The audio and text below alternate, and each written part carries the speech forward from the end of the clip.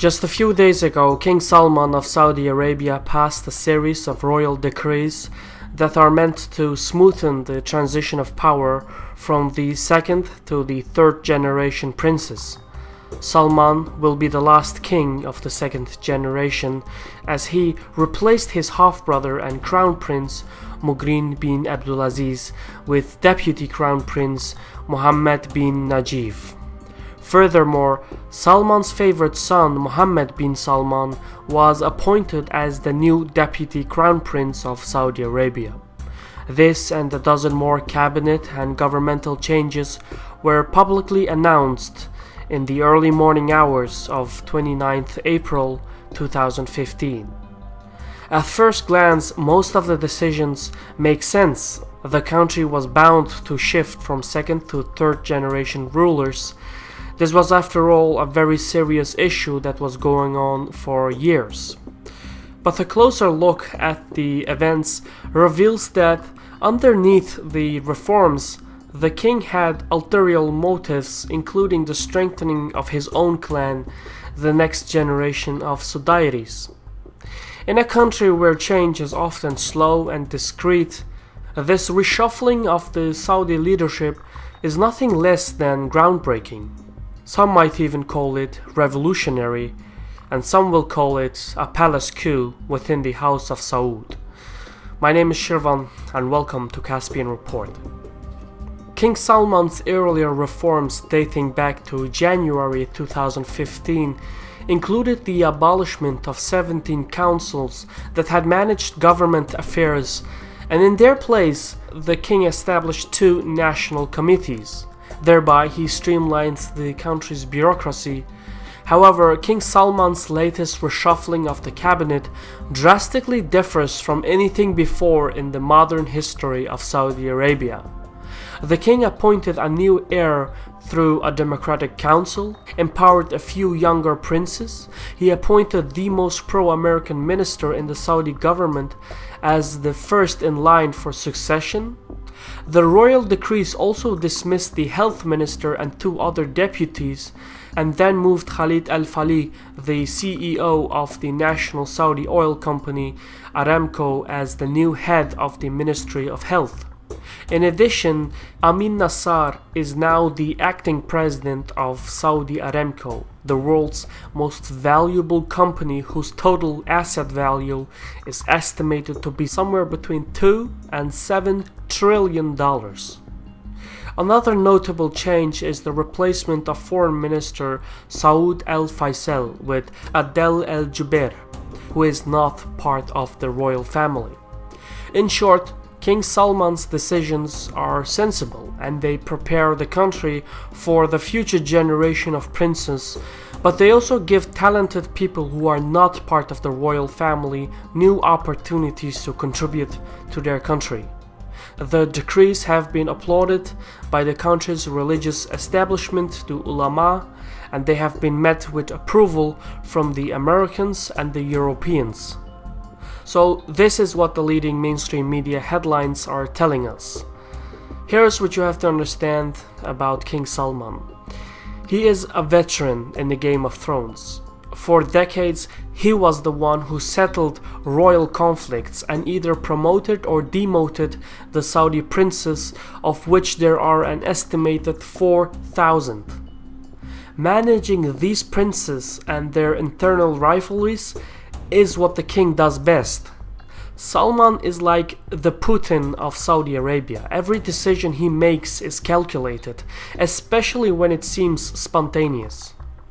During the rule of the previous Saudi kings, there was an unwritten code that dates back to the death of the founder of the kingdom, Abdulaziz ibn Saud. When Ibn Saud passed away, he left behind 22 wives and 45 sons. Not everyone got along, because Ibn Saud had married from all across Arabia with the most prominent tribes. So the wives who raised their children had different mentalities and cultural backgrounds. It was a situation that was very similar to the Ottoman royal family and the imperial harems. Due to their differences, the Saudi wives and their sons formed their own clans within the royal family, And much like the Ottomans, the Saudi royal family was divided into many clans that competed and rivaled each other. When Ibn Saud died, a fierce struggle between his most senior sons erupted, Saud and Faisal.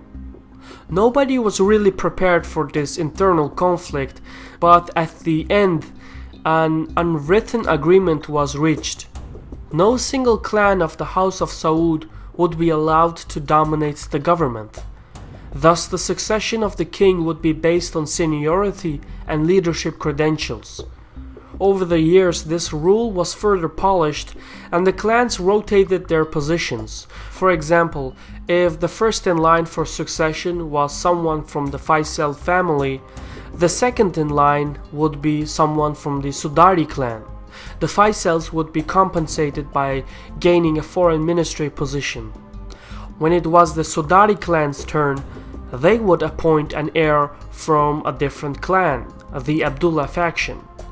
The Abdullah faction would honor the code and not appoint a direct descendant of their own, but instead a different half-brother from a different clan. All the kings respected this code, and it unified the royal family because it didn't allow a single clan to dominate the government. That is, all kings until now.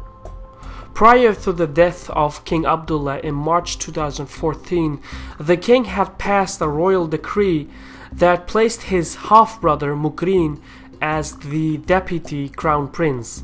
King Abdullah specifically mentioned in the decree that no other person, not even the next king, would be allowed to modify or change the position of the appointed deputy crown prince. When Abdullah passed away, King Salman of the Sudairis clan initially respected his half-brother's decree and elevated Muqrin from second to first in line to succession. But at the same time, King Salman also elevated his favorite son, the 30 or 35-year-old Prince Mohammed bin Salman, as the country's new defense minister, and as the country's new second deputy prime minister, the secretary general of the royal court, and as a member of the Economic and Development Council. King Salman's nephew and Minister of Interior, Mohammed bin Nayef, became the country's first deputy prime minister, and he also bypassed hundreds of senior princes to become the first of the third generation princes to be officially placed in the line of succession as the new deputy crown prince. So King Salman's consolidation of power on behalf of his clan began right after the death of King Abdullah. The showering of titles and having such a young prince in such high positions is unheard of in Arab tribal culture, and there is a lot of international commotion over the decision to have an unexperienced defense minister leading the Gulf Cooperation Council's war against the Shia-based Houthi rebellion in neighboring Yemen. Many of the member states of the Gulf Cooperation Council are uneasy with the young defense minister. Now, it's true that Prince Mohammed bin Salman is neither experienced nor even educated in any of the positions he occupies, but that was never the intention. You see, the economic bureaucracy, foreign affairs, law and governance, and the military positions are usually preserved for prominent princes who are expected to one day to sit on the throne, or who are expected to lead the country. By occupying all the positions, there was nothing else left to give to the crown prince Muqrin. And thus, in practical terms, Muqrin had a title but no power or position or whatsoever. So the purpose behind extending Nayef and Muhammad with governmental positions was not because they were extraordinarily gifted or because Muqrin was incompetent. No, the purpose was to make it easier for King Salman to depose of Muqrin later on, and that is exactly what happened.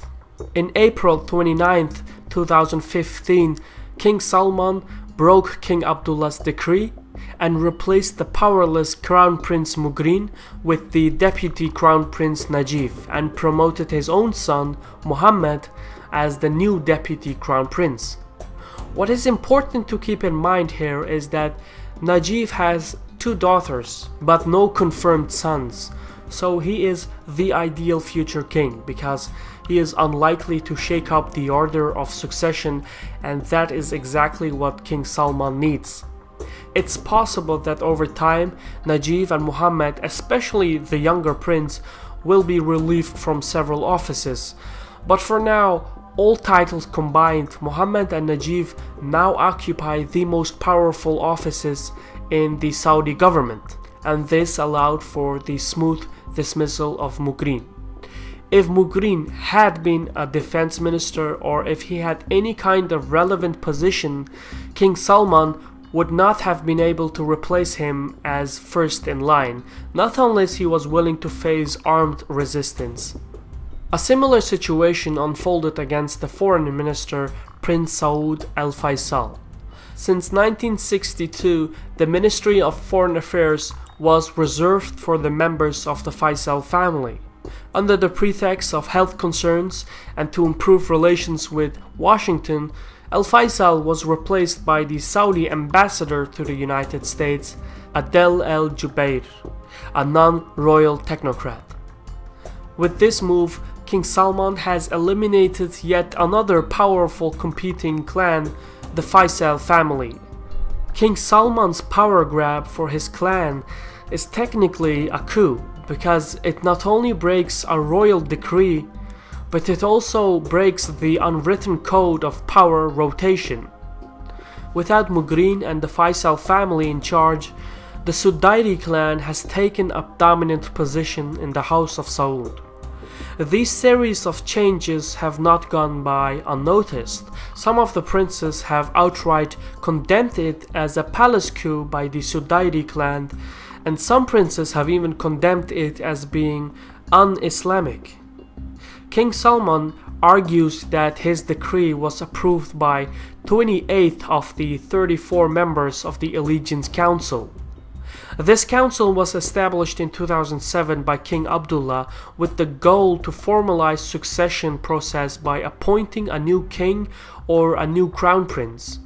In reality, however, the council will just endorse whatever the current monarch puts forth. It's also important to note that King Salman's decisions comes at the height of the ongoing Cold War with Iran. The only reason why the entire Saudi structure doesn't fall apart is because of the immediate danger to the country posed by Iran. And that is exactly how King Salman wants to keep it. For kings, sultans, tsars, and rulers, fear is a tool to unite a community with shared interests. It's the oldest story in the book, and it keeps on working. The irrational fear of an expanding Iran by the Saudi propaganda narrative is what keeps the other clans united within the House of Saud, despite the expanding influence of the Sudairis. Under the pretext of fair stability and security, King Salman has been able to consolidate the Sudairis in dominant governmental positions. The king is eyeing for 2 more major changes in the near future. First, the separation of the Saudi Aramco from the Ministry of Oil, and the replacement of technocrat Ali al-Naimi with another Sudairi member, possibly Abdulaziz bin Salman, who was just recently appointed from assistant to deputy oil minister. The second change is that of the Ministry of the National Guard and the son of the former king, Mutaib bin Abdullah. Mutaib will be more difficult to replace as he is the commander of a 100,000 strong military force spread out throughout the country. His position is one that parallels and rivals that of the Ministry of Defense. For now, there is a lot of uncertainty for the Saudis, but none understand the Saudi Game of Thrones better than King Salman. He will continue to strengthen and empower the position of his clan, and he will continue to exploit the ongoing regional Cold War with Iran for domestic purposes. This was a Caspian report by me, Shirvan. For more information, please visit the social media pages. And if you want to support Caspian Report, please visit the Patreon site in the description. For now, thank you for watching, take care, and Sarol.